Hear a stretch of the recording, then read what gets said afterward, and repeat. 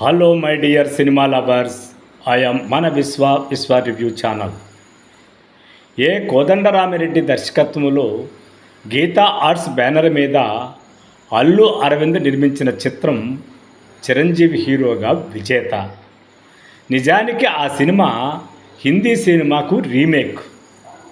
అయితే cinema dialogue రాయడానికి అందరి రచయితలతో ప్రయత్నం చేసి చివరకు జంధ్యాల గారు రాస్తే బాగుంటుందని నిర్ణయించుకొని జంధ్యాలను నియించుకున్నారు. మీరు గమనించండి, ఆ రోజుల్లో చాలా బిజీగా ఉన్నటువంటి జంధ్యాల ఒక సినిమాకు మాటలు రాయడం అంటే అంత ఆషామాషీగా లేదు, ఆయనకు అంత టైం కూడా లేదు. అయినా ఆ కథ మీద, గీతా ఆర్ట్స్ బ్యానర్ మీద, కోదండరామిరెడ్డి మీద గౌరవంతో మాటలు రాశాడు. ఇప్పుడు కూడా ఆ విజేత సినిమాను మరొక్కసారి చూడండి.